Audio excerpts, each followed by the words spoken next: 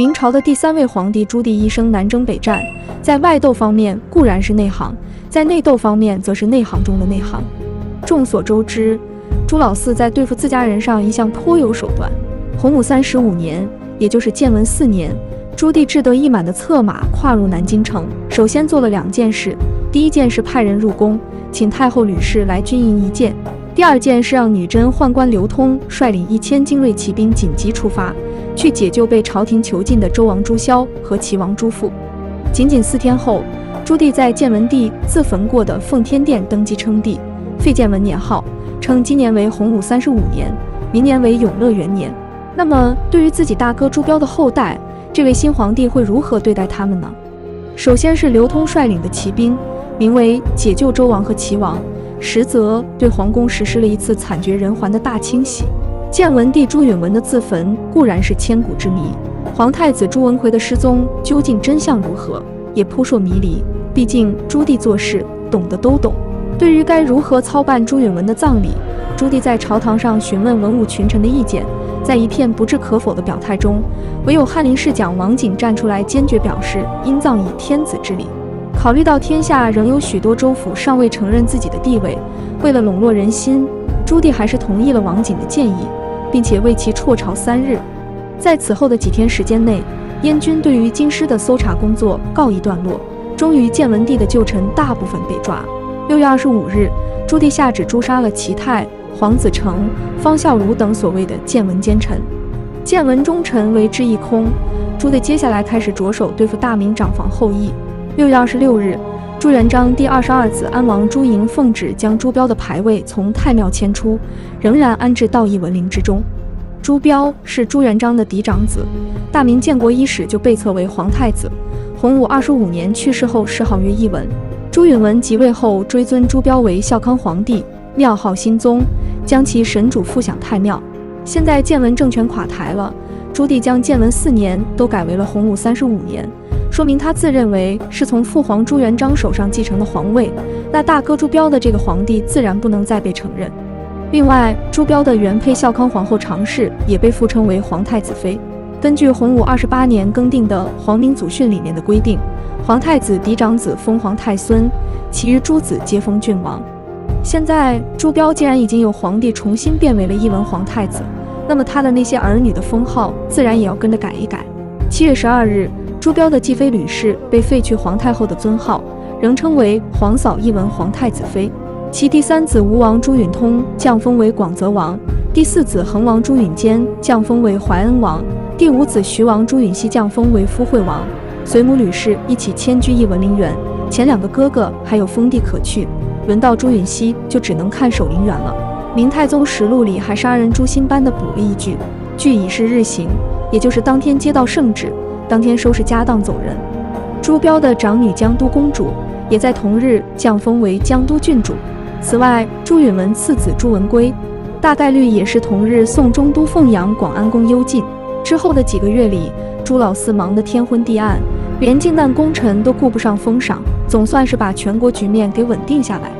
9月初4，朱棣大封靖难功臣，其中邱福封齐国公，朱能封成国公，张武等13人封城阳侯等，徐祥等11人封新安伯等。另外追封已死的张玉为荣国公，陈亨为金国公，谭渊为崇安侯。以上诸人都在之前的影片中介绍过了。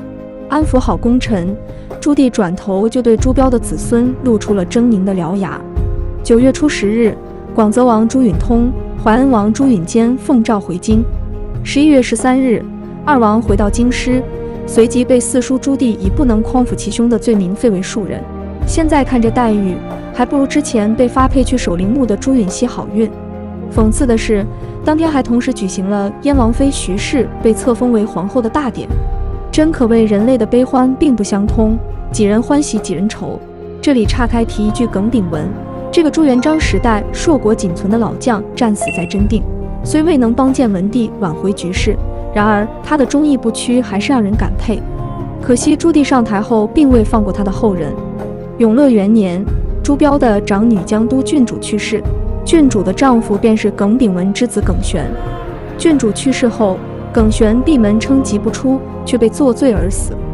他的弟弟耿业也被一起诛杀。可怜耿炳文开国元勋，本人战死，子孙又被朱棣所害。此外，另一位开国功臣开平中武王常遇春也遭到了朱棣的针对性打压。作为朱标的老岳父，常遇春的墓园在建文年间得到了大规模的扩建。而在朱允文垮台之后，不知羞耻的礼部官员当即向新皇帝大拍马屁，认为常遇春的墓园愚制，理应拆改如旧。现在几乎所有的朱标后代都受到了处置，除了夫惠王朱允熙。面对这个年仅8岁的小侄子，即使是朱棣也要点脸，不好意思把用在朱允通和朱允坚身上的罪名用在他身上。不过不要紧，朱棣有足够的耐心等他长大。永乐2年3月初1，朱棣为14岁的朱允熙举行了冠礼，随即又在当月27日改封其为欧宁王，奉义文皇太子之祀。意思就是今后义文陵的祭祀工作就由朱允熙来担任。我朱老四有情有义，可没断了大哥的香火，看上去很美好，是不是？然而永乐4年12月，一场突然起来的诡异大火夺走了欧宁王朱允熙的性命。这位欧宁王聪慧端谨，一直深受四叔的忌惮。这场火究竟是谁放的？相信大家都会有自己的判断。至此，朱标的5个儿子终于死完了。一文太子朱标、太祖朱元璋最疼爱的嫡长子至此绝嗣。永乐14年，当年打开金川门的古王朱惠重新打出建文帝朱允文的旗号，竟然准备造反。朱棣非常震惊，他在将古王召到京师问罪的同时，还将在外亲王如蜀王朱春、辽王朱直、宁王朱权等相继召来京师，名义上是共同对朱惠进行议罪，实际上还是朱棣想看诸王里究竟谁还有反心。2月初6日，古王朱惠被废为庶人。古王之乱是对朱棣的一次沉重打击，让他不得不反思自己之前的宗室政策。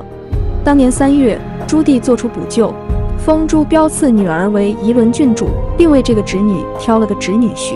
史书并未记载仪伦郡主的生辰年龄，然而朱标死于洪武25年，即使仪伦郡主是一妇女，今年至少也已经25岁，放在明朝的时代，都足够成为2个孩子的妈，甚至当祖母了。朱棣居然就眼睁睁看着侄女成为一个老姑娘。当年9月17日，庶人朱允通去世，享年40岁。朱棣假惺惺地表示无既往不咎矣，于亲亲宁过后也，另以礼葬之。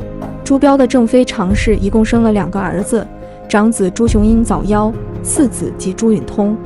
按理朱标去世之后，朱允通才是皇太孙的第1人选。然而朱元璋担心年轻的朱允通镇不住他自己的舅公梁国公蓝玉等一般骄兵悍将，在将朱允文立为皇太孙的同时，还制造了洪武朝最后一个大案蓝玉案。事实上，无论是朱允文还是朱棣，都对朱允通的身份十分敏感。朱允文虽然将弟弟封为吴王，却始终没有让他去杭州就藩。至于朱棣，更是没有借口也要制造借口，将朱允通废为庶人。